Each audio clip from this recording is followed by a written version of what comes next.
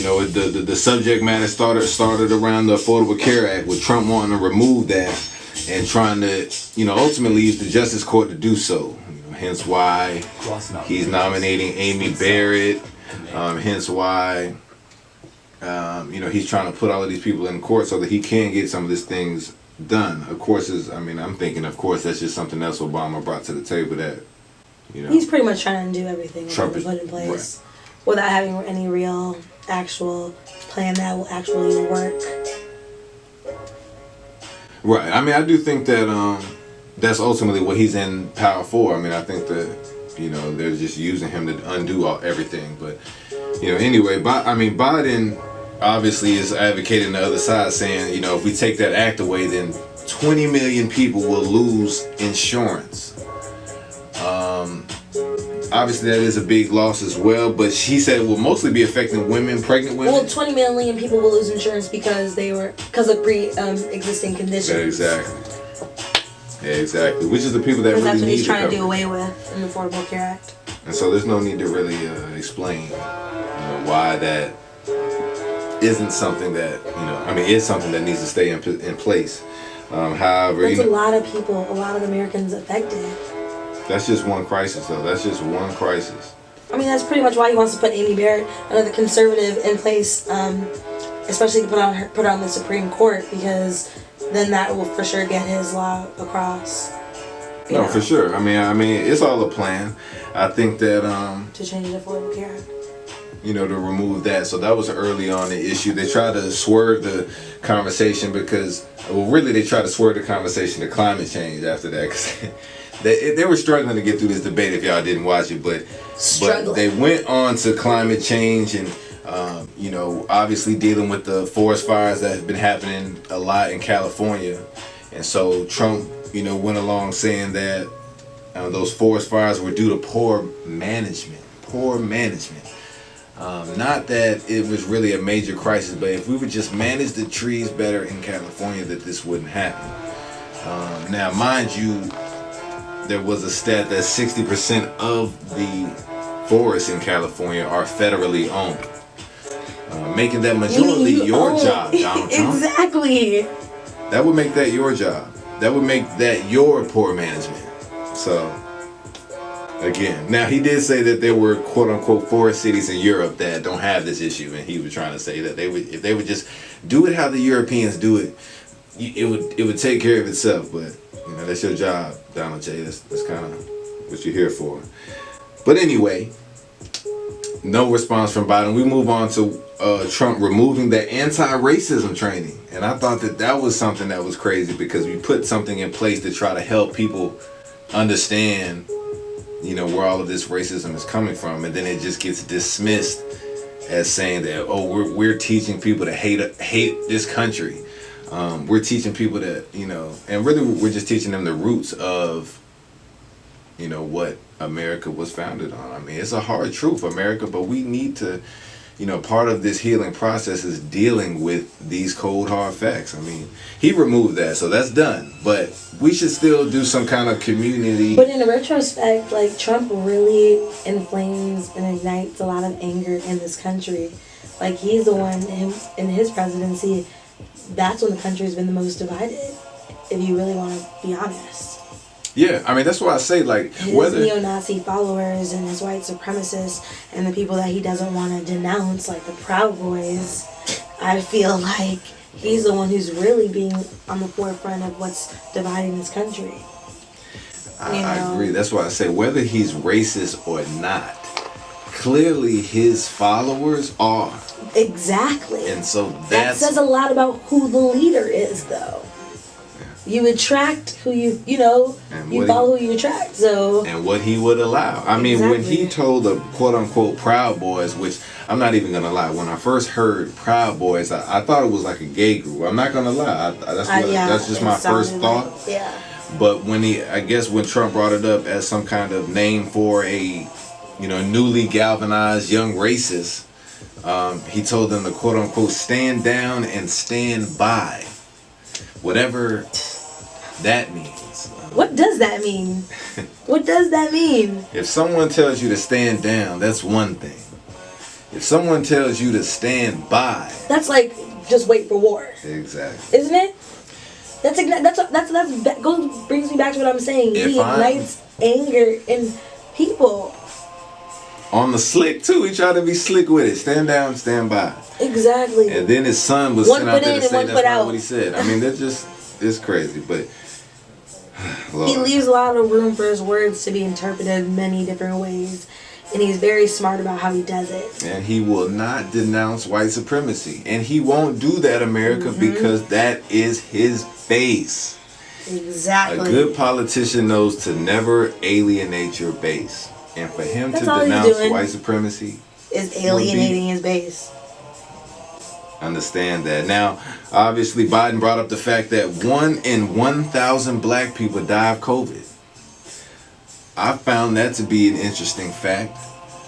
Now he says he says the race issue is about equity, equality, and decency. So he seems to understand what the people are looking for. And he criticized Trump on how he handled Charlottesville, the quote unquote Proud Boys, right here up the street, and even the George Floyd protest when he first passed in D.C. How he sent the cops, like many of you all in all of these other cities, sent the cops out there with the tear gas and did the exact same thing. So, I mean, it's just clear. It's just clear what this man is in support of and what he's not in support of. So if anybody tries to cover up for him, I mean, he's made it very hard to do that. We actually recently just found out about his taxes. So he let that slide for a lot of years, and it's because what we all knew was to be true, that he wasn't either paying taxes altogether, which what we found out was not so far from the truth. My mom, being just a regular middle class married woman, she had 8 kids. She told me that she was disgusted by how much she heard he was paying taxes, because she pays over $20K in taxes every year. $20,000. Can you believe that?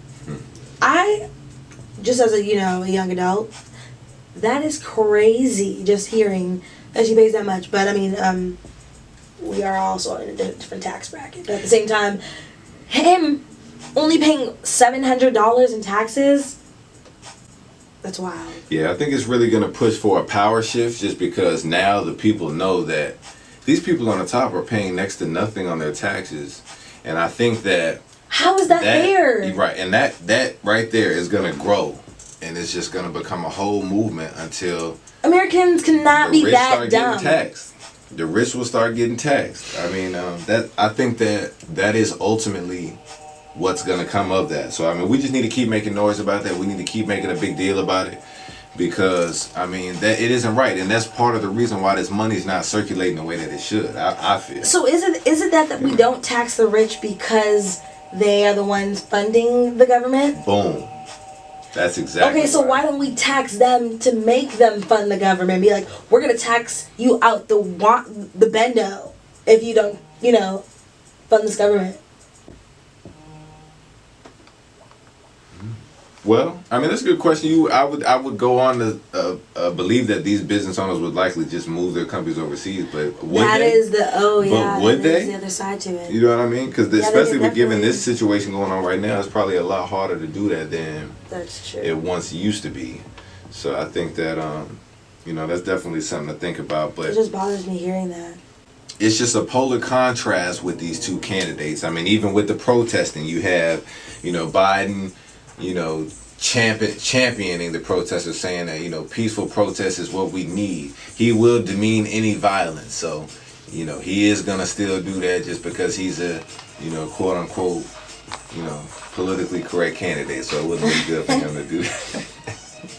Wouldn't look good for him to do that. So he's going to denounce any of that. But Trump, on the other hand, is straight calling him, what do you say, lawless. What I'm saying? Just people looking to riot and cause havoc. And of course that's what the right side would say, because they got to really criminalize the protesters in order to pass laws to continue to arrest these people, to continue to fund these jails that are being you see what, where I'm going with that. But you know what I'm saying? I think that what I want to say, the jargon, the terms that we're using, we need to be very careful with that. I mean, I'm sorry about this. I know you want to keep moving, but I want to take this moment to segue, because in this very city of Richmond, you have Mayor Stoney going along with this whole movement of trying to like criminalize protesters, and this is a brother. You know what I'm saying? So he really disappointed me with that gun ban he put on a city in a pro-gun state. He has a gun ban, and I think that it's only to further criminalize the protesters. That's how I feel about that. Yeah, that brings it back to the state laws. You know, the states I mean, having the rights to govern their own states how they feel, but it's also contradictory to what he promised the city back in, you know, May, when this was all starting. I forget what he promised the city. I'm looking like as a black man. Oh. But yeah, that's actually. But I guess that's a whole nother as well. Conversation for another day. But I mean, in all to be all, you know, to wrap up that debate, like you say, it was a bunch of rambling. It was a bunch of back and forth. I was surprised Trump did as well as he did. Especially having nothing to say. Well, he did well at doing what he was there to do. Make Biden look as if he was not up for the task. Yeah. I mean, I feel like that was his target goal. You know, I really don't have anything to say. Yeah, I know I'm a crap president, but I'm going to make sure the American public knows that you won't do any better. That's how it felt. Yeah, it was a show. He was like, I'm about to go out here and humiliate this guy. Biden got so fed up. He was like, "Will you shut up, man?" That was probably the funniest part of the debate. I'm not gonna lie. That was a great scene. That's when I knew that he was getting thrown off. That's when I knew he was getting. I was like, "Come on, Biden, you letting him see that he went. You letting the orange man get under your skin." You know? Relationships are changing nowadays. Are they changing? Yeah. I don't know. I think the dynamic maybe. But I think, I don't know, there's just something in me that says that there are some people out there that still know what the real thing is. But I do think on a mainstream level, marriage is definitely like just something that people do or don't do. You know what I mean? Or just do because of social media or looks right, you know. Now, is that because of how much we look at celebrities and their marriages, or is that just, you know, marriage? I think relationships are changing, particularly because who we're idolizing in mainstream. You know, people aren't valuing their marriages, and they're changing the way mainstream is changing their value of marriage, is changing the way people in our generation see marriage. So, you know, that's the thing that we need to look past. You know, who our examples are. So, I was saying we definitely need to reassess the relationships that we idolize in the public. That's my take on that. Be the example. Or be the example, yes. Be the example. Another thing. Oh, yeah, no. Did you want to drill on that? I mean, I just think that, you know, for some time now, and I was one of them, that we just been kind of waiting around on someone to, like, change this narrative that we all know isn't, you know, what we need to be doing. But, you know, I just come to a space now where, you know, we have to just start being those people that we always wanted to look up to. You know what I mean? And I guess I'm realizing that more as you know, time is passing on, and, you know, people are starting to lose their grandparents, and you're really starting to see things escalate and the positions change. So I think that that's just kind of more of a motivator to make us really just be those leaders that we're looking for. That's all I want to say. Yeah, I feel like mainstream is really changing relationships. Honestly, I want to see, things like OnlyFans, you know, I kind of want to talk about that, you know. Okay. I want to move on to that part. Okay. So OnlyFans. I didn't even know about that. For your OnlyFans. I didn't even know exactly what this was until the celebrity started talking about it. But the recent talk, I want to bring this up, is Tyga came out, you know, he started OnlyFans. So why are celebrities starting OnlyFans now? Is that because, like, they're not making that much money right now because the pandemic's going on? I do think that it has a lot to do with the money that they seeing people make, but I do think the pandemic is nothing but a bigger, like, enforcer, like, Because a lot of people like, well, shit, I'm just at the crib. You know what I mean? What else and is, people what that else, have the what's attention, needed? people that have the eyes, people that even have the curiosity, you know, they gonna pay that bread. That little 5, 12, Yeah. you know, 25, whatever they hitting you for. But I don't know. I mean, what do you think about it? What do you think about OnlyFans? Well, I'm saying, like, does OnlyFans only have to be, like, sexual? Can it be, like, can people just, like, do an OnlyFans and just, like, take pictures of themselves regularly or just show their everyday life? Yeah. Well, I do know that. Or is it only the OnlyFans pages that, like, show nudity that pop off and, like, make mad money off of? Well, I mean, obviously those are going to be the ones promoted, but I do know that there's people out there making money off pictures. You know, feet pictures. You know, you'd be crazy. It's crazy, like, the type of stuff, but I think really what it is people just capitalizing on the curiosity that people have. So that's the thing I do like about OnlyFans, because it really puts the star in control of, you know, their own content, what they're putting out on an exclusive level. You know, whatever they want it to be, behind the scenes. If I was to watch an OnlyFans page, I would definitely watch, like, a couple's one. I think so. I mean, that's what would be interesting to watch. You know what I'm saying? I mean, that's why I say, I mean, you know, for everybody would have their own little... I don't really care what dynamic or what type of thing they would be doing. Yeah. You just think that would be the... That would be something that'd be the motivating factor? Yeah, depending on how that dynamic looked and how they were vibing and whatnot.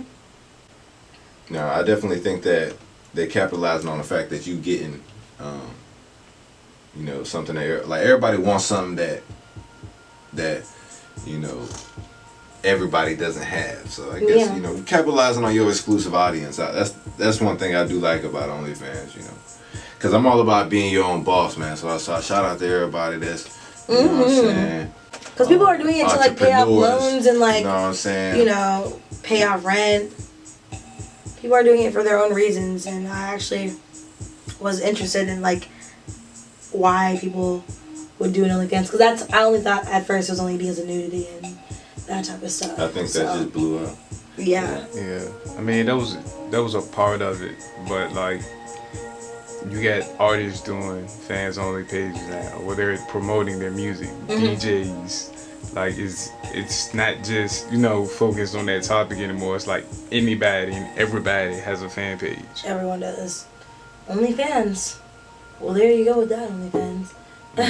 It kind of, like, wiped out business pages and your regular Facebook profile. I wonder if my fans only. It does make me wonder if that was OnlyFans' initial. I highly doubt that was their, like, goal. That wasn't. I don't think. I would say that that's not what they were trying to do. Right. That's just what the people. That's what it turned into. Yeah. And they had to run with that shit.